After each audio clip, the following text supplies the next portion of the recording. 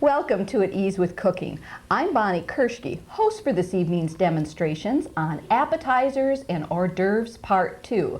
Now this is the second in our continuing series on appetizers and hors d'oeuvres, those wonderfully delicious little tidbits of food that we can find so many uses for when we're entertaining at home.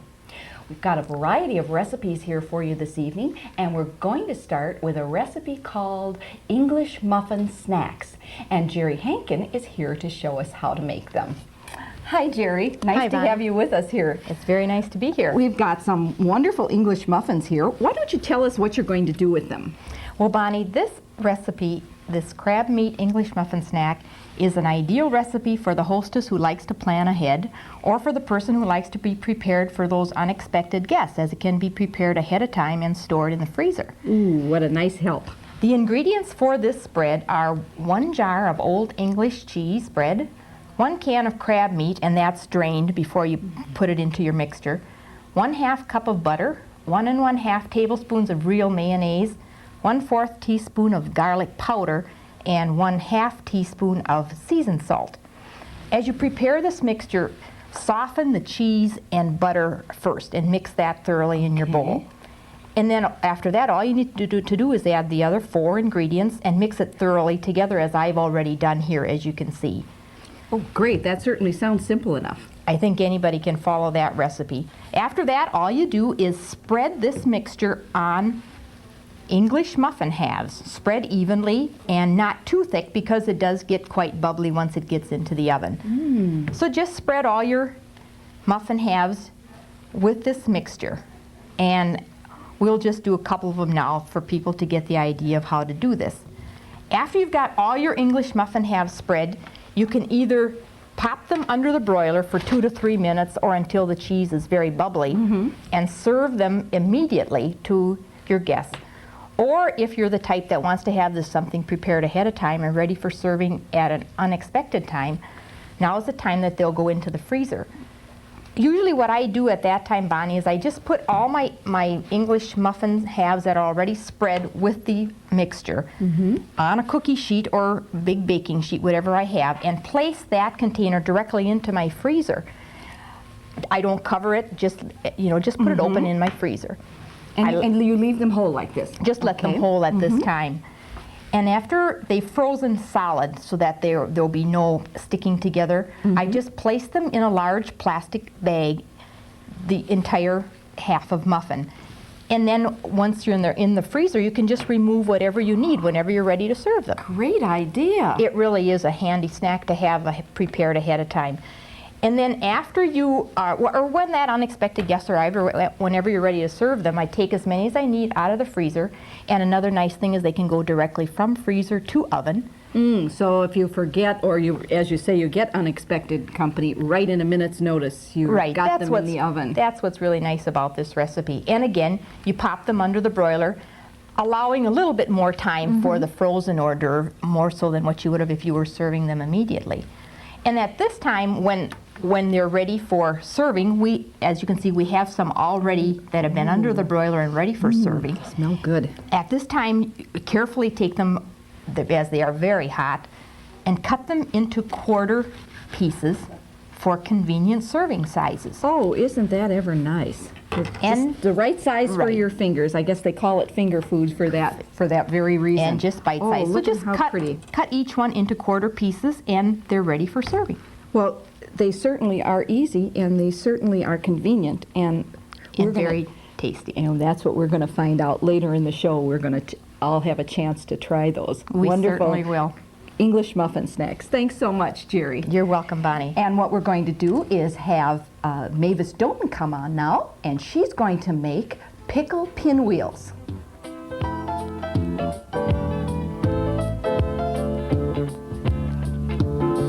Hi, Mavis. I'm so anxious to watch you make these, because pickles are one of my very favorites. Tell us what you're going to do for us. These are pickle pinwheels. These are used with sliced and put on a tray, and people go after them, clean off the tray. You don't have to worry about having anything else.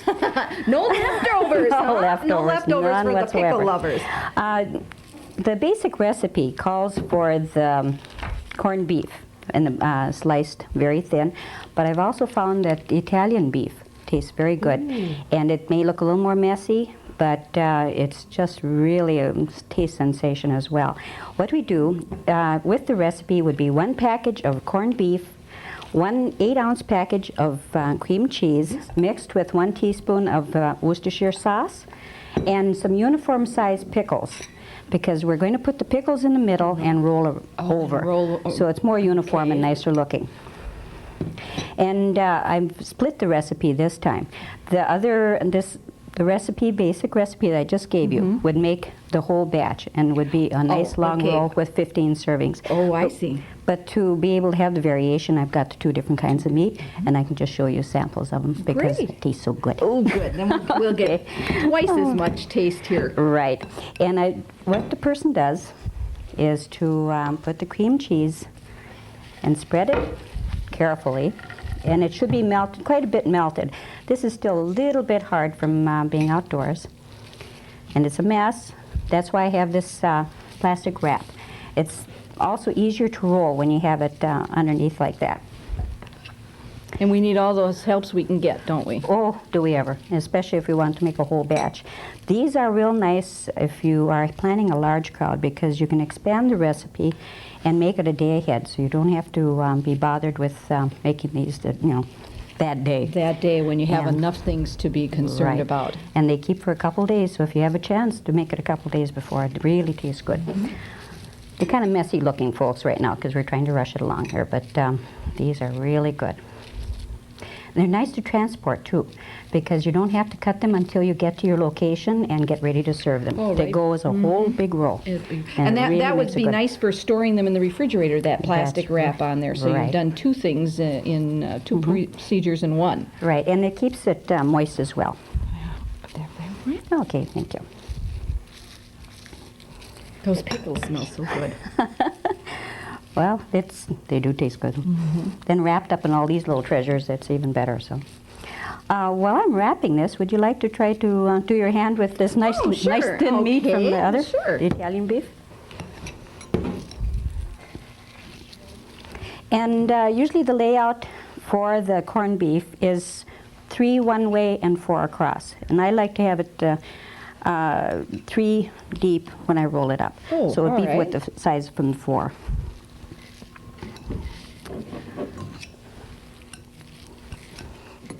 Oh, you did better than I did. Well, I don't know about that. And try to roll them so that there aren't any air pockets. Try to get them so that it's nice and wrapped tight. tightly. And that cream cheese will make that adhere there, won't it? Right. Did you dry those pickles off on paper towel or something, or did I you just draining them Draining because them, the extra okay. moisture will kind of sludge up all the other cream cheese and that. But kind of pack them down. Then chill them for about an hour ordinarily, so that they can. Yeah, do you let me have a towel? Then the cream cheese will be firm when you cut it. Will be firm, And then it'll be more firm then. So minimum of an hour in the refrigerator. I would say so, or until it's chilled. It all depends on the situation. If it's a dress-up evening, you put on the fancy little, the fancy ones of your toothpicks. And I like to put the toothpicks in first before I start slicing, because it's much easier than trying to capture the little, And it holds the little wheels holds as they it all go. together too. Right. They're about a ½ inch long. And so we hit a slice there.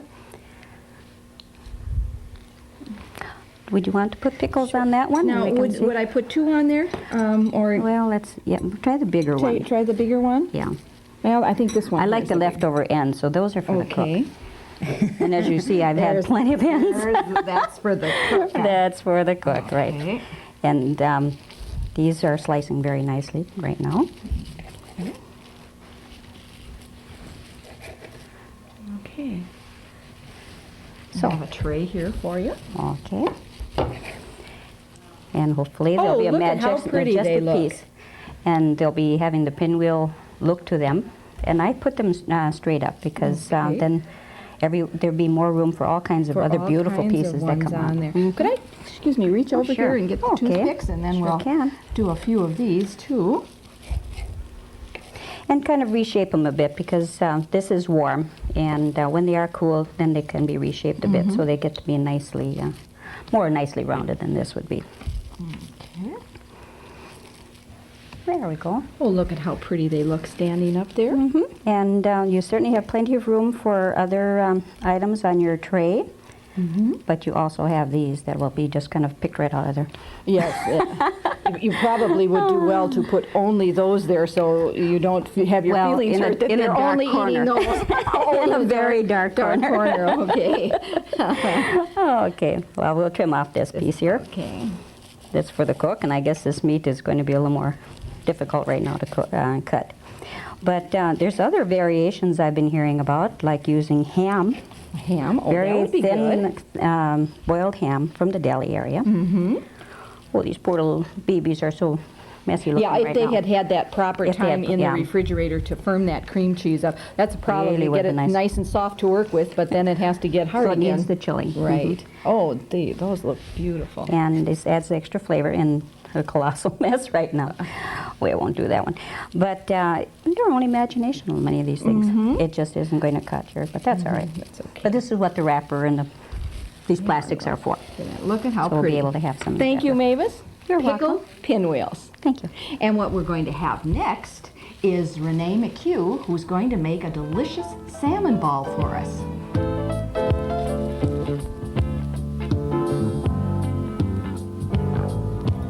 Hi, Renee. Nice Hi. to have you here this evening. Thank you. And you're going to make a salmon ball for Yes. us. Okay, let's begin.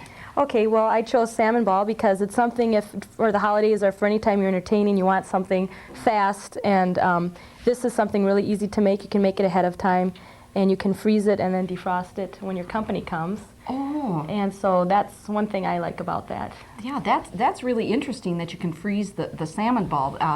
Can you make it in smaller portions too, and freeze a smaller one in case you just Sure. have a few people You over? can cut it in half Cut even. it. Oh, great idea. Also, it's just a quick recipe to make. You have company coming in a couple hours, and you can make it real fast too. Well, good. So. Okay, now what are the ingredients? that we're Okay, gonna use? the ingredients are 1 can of salmon. There's 2 kinds, there's pink and there's red. And I chose the pink because it is cheaper. And the red is a little bit sweeter, but it's a lot more expensive. Something like this is about $2.39. The next ingredient you want to use is just 1 packet of cream cheese. And then you have some slivered almonds. And then some liquid smoke. And why don't I just go ahead and start mixing great. it, okay? Well, that liquid smoke is going to give it a really Right, great and you taste, don't want to isn't it? use too much. Too much, okay. So we just add the salmon in here. And this stuff you really have to just grind right down. Okay. Smash it all down in there. And a good idea that you might want to do is let your cream cheese soften up a bit. Otherwise, always- yeah. it's hard to get it all mixed up real nice. Because this is a cheese ball, so it's supposed to be nice and... Smooth and Smooth. creamy, right. Okay, and Yeah. then we just add the cream cheese.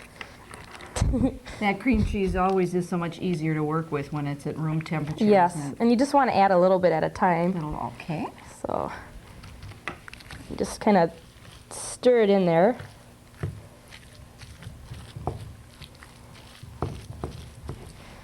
And this cream cheese is actually pretty soft, so I'm just going to dump the whole thing in.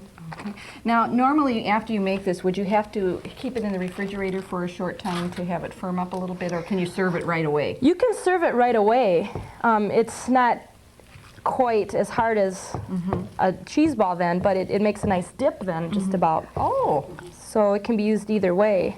that would probably even be good with some vegetables, wouldn't it? Well, and also too, you know, if your company is coming over at the last minute, you can just throw it in the freezer real fast to get it firmed Oh, up. sure, that's right. That, Yes. that real cold temperature will have a really quick effect on getting it firmed. Okay, so now, That's mixing together well, nicely. it's mixing pretty good. You want to keep mixing it until you can't see too much of the white and globs. So I'm trying to mix it all in there. Okay, well, now you just want to add 1/4 teaspoon of liquid smoke. And you don't want to add too much because this is the powerful flavor in here. And one nice thing is if you do have company that doesn't like fish too much, this kind of hides the fishy flavor. And it's almost like eating a salmon ball that's been smoked over your grill. Ooh. So it's really a nice smoky flavor. Nice taste. And then after you've got that all mixed up, you roll it into a ball. I might as well do that. No, maybe I won't.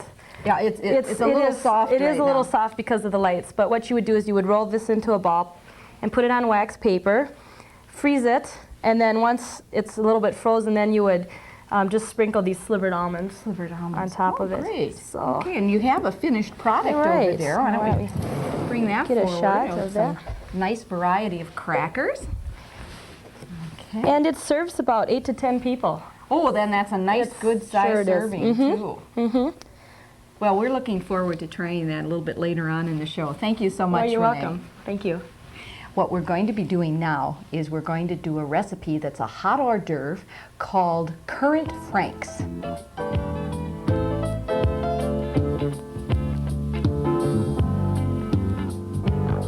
This is a great recipe to serve for a crowd because it's very easy to make and it's really quite inexpensive to make as well.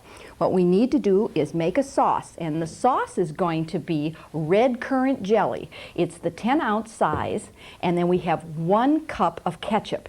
And what I'm going to do is I'm going to start that sauce now. So boy, that pan is nice and hot. Pour that ketchup in there. And then we'll empty the jar of the red currant jelly, and that jelly will melt very nicely in there. This also calls for a 1-pound package of frankfurters. Now you can use any kind of frankfurters that you happen to like. The ones that I'm using this evening happen to be the all beef frankfurters. And we'll start stirring that up. Now this will take a little while to heat up and for that currant jelly to melt there. So we'll keep an eye on that. And then I have taken and cut 8 of the frankfurters into 5 slices each, and those have already been browned. But what you do is you take the frankfurter and you cut it into 5 different sections. And I like to cut it on the diagonal. It gives it a little bit prettier look. And then I'll do the same with the other one.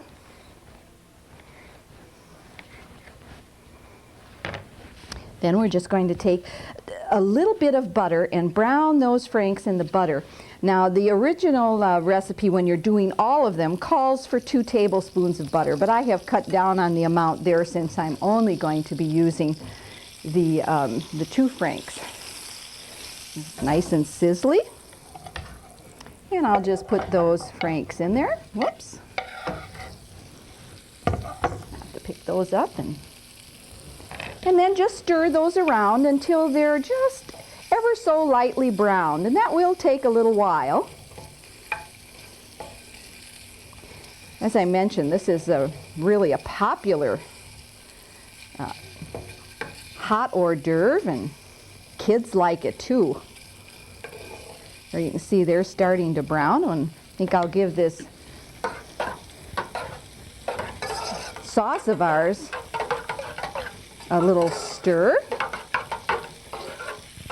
I don't know if you can see that in there. That jelly is starting to melt. And then we'll be sure we turn these franks over a little bit. And it doesn't take too long for these franks to brown up a little bit. I think what I'll do is I'll empty the rest of them in there to heat those up so that they'll be nice and hot for at the end of the show when our guest demonstrators come back, and we're all going to sample all these great hors d'oeuvres that have been prepared here this evening. And you can hear the sizzle. I don't know if you can hear it, but sounds great, and the smell, aroma is just between the ketchup and the currant jelly and the franks in here. It's really getting to smell good. Give this a little bit of stir again. And we might have to just go ahead, even though all of this jelly hasn't liquefied yet, we might just have to use that.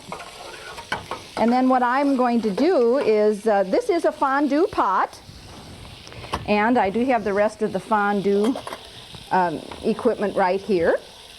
And this one is nice because it has an alcohol burner, and you would put a little alcohol in there, and then when you put your pot on, you can adjust this burner to quite a lot of heat or just a little bit of flame. And then that will keep those franks very nice and hot for you. There, you can really hear that sizzle now.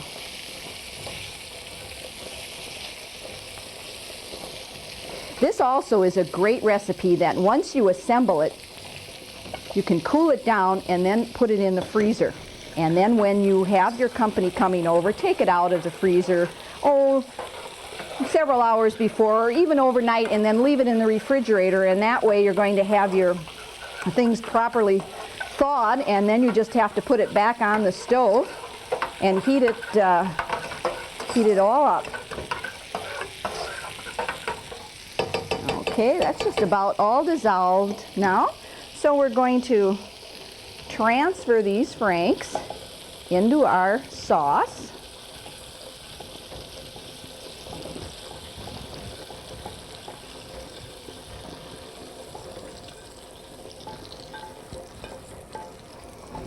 And then we want to stir that all up to nicely coat those franks. And if you had longer to heat this up, the sauce would thicken up a little bit, and as it would stay on your fondue pot with the heat under it, would thicken up a little bit too. And we'd put that on the fondue pot, light it up, and then we would use our picks to pick out a few.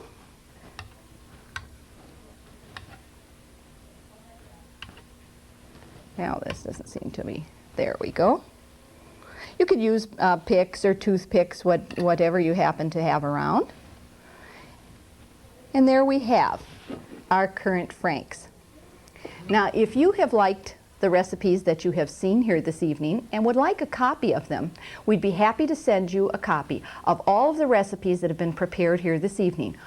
What we would like you to do is request the recipes for Appetizers and Hors d'oeuvres Part 2, and then send a self-addressed, stamped business side envelope to the following address, and we'll be happy to get those recipes out to you.